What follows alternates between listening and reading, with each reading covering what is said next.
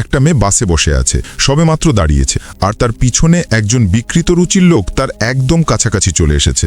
লোকটি হাতে একটা স্পিকার নিয়ে যাচ্ছে আর নিষ্পাপ চোখে জানালার বাইরে তাকিয়ে আছে, যেন সে তার গন্তব্য খুঁজছে। তার এই ধারাবাহিক কাজগুলো দেখে মনে হচ্ছে সে একজন পুরনো বিকৃত রুচির লোক। সামনের মেয়েটা মনে মনে ফিসফিস করে ভাবছে, এ কি একজন ইতর লোক হবে না তো? মেয়েটি জানে না সে নিজেও তার চেয়েও ইতর। এই মুহূর্তে মেয়েটি আত্মবিভ্রমে ডুবে গেল। কল্পনা করছে যে বিকৃত রুচির লোকটি শয়তানে পরিণত হচ্ছে এবং তাকে ক্রমাগত আদর করছে। যত বেশি সে এমন কল্পনা করে, মেয়েটি ততই আনন্দিত হয়। ফলস্বরূপ সে এতটাই বেপরোয়া হয়ে ওঠে যে খোদ বিকৃত রুচির লোকটি ভয় পেয়ে যায়। সে ভাবে, এই লোকগুলো আমার চেয়েও বেশি বিকৃত, তাই বিকৃত রুচির লোকটি নিজেকে রক্ষা করার জন্য সরে যায়। বাস থেকে নামার পর মেয়েটি কিছুটা লজ্জিত বোধ করে এবং তার অস্থির মনকে শান্ত করার জন্য দ্রুত তার মুখে কিছু ড্রপ ফেলে। আসলে মেয়েটির মানসিক অসুস্থতা আছে। সে যখন কোনো পুরুষকে দেখে তখন সে তাকে তার স্বামী বলে কল্পনা করে। পরে মেয়েটির মনে পড়ে যে এই বছর তাকে একটি বাড়িতে আয়া হিসেবে আবেদন করতে হবে। সে জানে না যে এই বাড়ির পুরুষ প্রধানের 8 প্যাক অ্যাপস আছে। বুঝতেই পারছো, খেলা শুরু হতে চলেছে। যদি জিজ্ঞেস করা হয় কেন একজন যুবতী আয়ার কাজ করতে যাচ্ছে, প্রশ্ন করো না। প্রশ্ন করলে বলবে সে খুবই গরিব। এই বাড়িতে আয়ার প্রধান কাজ হলো সকামী ছেলে জিয়াউলেকে দেখাশোনা করা। বাড়ির গৃহকর্ত্রী মেয়েটিকে আরও জানান যে জিয়াউলের খুব গুরুতর অ্যালার্জির সমস্যা আছে এবং তার মেজাজ সময় সময় খারাপ হয়ে যায়। যদি এগুলো মেনে নিতে পারো তাহলে কাজ করো। এরপর গৃহকর্ত্রী মেয়েটিকে কক্ষগুলো ঘুরিয়ে দেখান। রান্নাঘরে এসে মেয়েটি জানালা দিয়ে অনেক দূর থেকে দেখতে পাই বাড়ির পুরুষ প্রধানকে, যার শরীর থেকে পুরুষালী হরমোন নির্গত হচ্ছে। সে তার 8 প্যাক অ্যাপসের দিকে তাকিয়ে দীর্ঘক্ষণ ধরে লালা ফেলছে। মেয়েটি অনুভব করে যে এই আয়ার কাজটি সে সঠিক খুঁজে পেয়েছে, তাই উভয় পক্ষই একমত হয় এবং মেয়েটি আনুষ্ঠানিকভাবে আয়া হয়ে যায়। আসলে প্রথমে মেয়েটি এবং পুরুষ প্রধানের মধ্যে কোনো ঘনিষ্ঠ যোগাযোগ ছিল না। সবচেয়ে খারাপ যেটা হয়েছিল সেটা হলো মেয়েটি পুরুষ প্রধানের একটি ছবি চুরি করে তার প্যান্টের মধ্যে ঢুকিয়ে তারপর রুমে দৌড়ে যায় এবং কল্পনায় ডুবে যায়। সাধারণত মেয়েটি জিয়াউলের যত্ন খুব মনোযোগ সহকারে নিত। জিয়াউলে অটিস্টিক হওয়ায় কথা বলতো না, কিন্তু সে ধীরে ধীরে এই আয়াকে মেনে নিয়েছিল, যার সাথে তার একই ব্রেন ওয়েভ ছিল।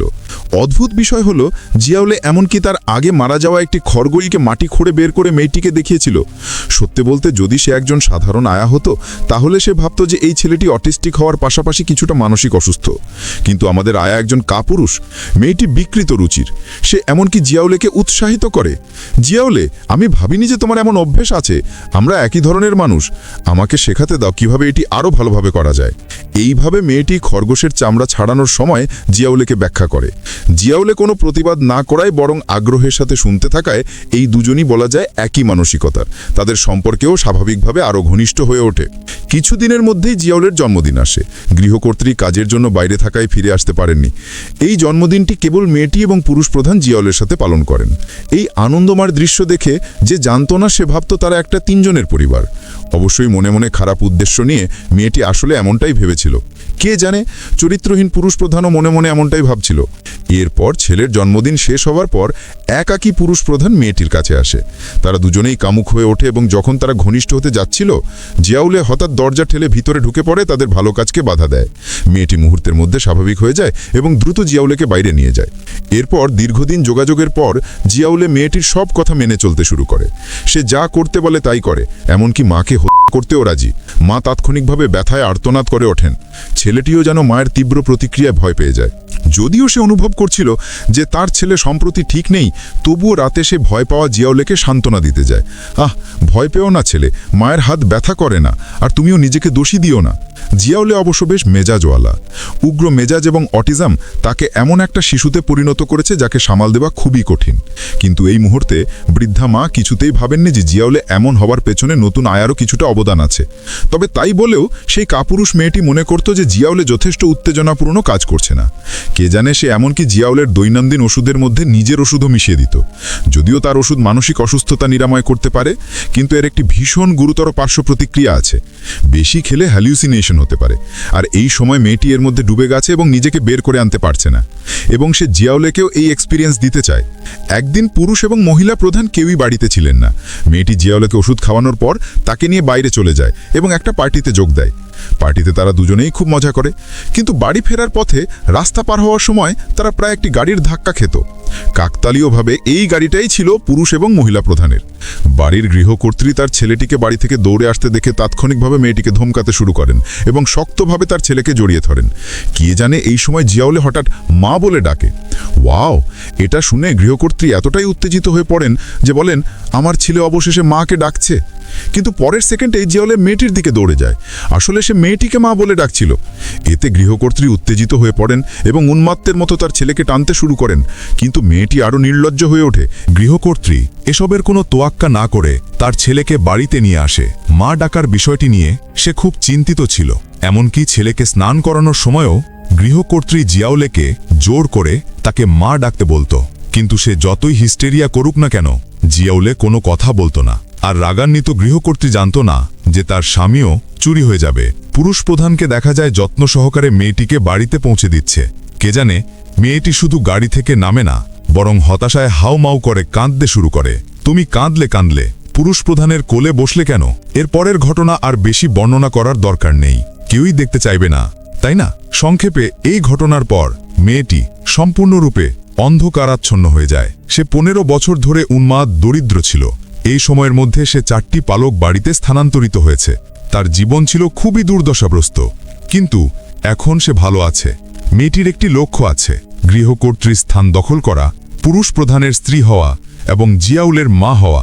আর এই অন্ধকারাচ্ছন্ন তার প্রথম ধাপ হল সেই বিকৃত পালক পিতাকে হত্যা করা, যে তাকে সবসময় বিরক্ত করত। লোকটি তার প্যান্টের কোমরবন্ধ খুলে ফেলে। যে পালক কন্যাটি দীর্ঘকাল ধরে এতে অসন্তুষ্ট ছিল, এবার খুব বাধ্য ছিল। সে তৎক্ষণাৎ পালক পিতাকে একটি উষ্ণ আলিঙ্গন দেয়, কিন্তু পরের সেকেন্ডেই তবে মানুষ হত্যা করার পর মেয়েটি আতঙ্কিত হয় না, বরং শান্তভাবে পালক পিতাই চুলের একটি গোছা কেটে নেয় এবং অবশেষে পালক পিতার লাশ একটি কুয়োর মধ্যে ফেলে দেয়, যাতে সে সম্প্রতি মৃত পালক মায়ের সাথে একসাথে শান্তিতে ঘুমাতে পারে। লাশ নিষ্পত্তি করার পর মেয়েটি পালক পিতার চুল একটি রহস্যময় বইয়ের মধ্যে রাখে। ভয়ঙ্কর ব্যাপার হলো বইটিতে আরও 3 জন পুরুষের চুল ছিল এবং তারা সবাই ছিল মেয়েটির অতীতের পালক পিতা। ব্যতিক্রম ছাড়া তারা সবাই মেয়েটির পায়ের নিচে নতজানু হয়েছিল। নিজের হাতে নিজের পরিবার ধ্বংস করার পর অবশেষে মেয়েটির দ্বারা নিহত হয়েছিল। বলা যায় যে মেয়েটি ছিল সম্পূর্ণ বিকৃত। এবং এবার পালক পিতাকে হত্যা করার পর মেয়েটি পরবর্তী পালক বাড়িতে যায়নি, বরং জিয়াউলের বাড়িতে ফিরে আসে গৃহকর্ত্রীকে হত্যা করা এবং তার স্থান দখল করার জন্য। কিন্তু সে জানত না যে গৃহকর্ত্রী তার ছেলে জিয়াউলের নিয়ন্ত্রণের বাইরে চলে যাওয়ায় তাকে আর নিয়োগ করতে রাজি নন। মেয়েটি এটা শুনে কি করবে, সে হাউমাউ করে গৃহকর্ত্রীর গালে চড় মারল। এতে গৃহকর্ত্রী এতটাই রেগে যান যে তিনি দরজা দিয়ে মেয়েটিকে আটকে দেন। কিন্তু গৃহকর্ত্রী জানত না যে মেয়েটি সহজে চলে যাবে না। তোমার ছেলে, তোমার স্বামী, সবাই আমার পায়ের নিচে নত জানু, আমি তোমাকে সামলাতে পারবো নাকি? তাই মেয়েটি পিছনের উঠোনে যায় এবং পুরুষ প্রধানকে খুঁজে পায়। উদ্বিগ্ন মেয়েটি পুরুষ প্রধানকে জিজ্ঞেস করে সে তাকে ভালোবাসে কিনা। পুরুষ প্রধান একজন বাজে লোক, সে বলে যে সে কেবল ছোট বোনকে ভালোবাসে। মেয়েটি খুব অসন্তুষ্ট হয় এবং তৎক্ষণাৎ পুরুষ প্রধানকে রাজি করাতে সিদ্ধান্ত নেয়। কিন্তু এই দৃশ্যটি ঠিক তখনই গৃহকর্ত্রী দেখে ফেলে। তাই রাগান্বিত হয়ে সে মেয়েটির পিঠে একটি ছুরি ঢুকিয়ে দেয়। মেয়েটি যন্ত্রণায় আর্তনাদ করে গড়াতে গড়াতে দরজা দিয়ে পালিয়ে যায়। ঠিক তখনই জিয়াউল একটি ছুরি নিয়ে বেরিয়ে আসে।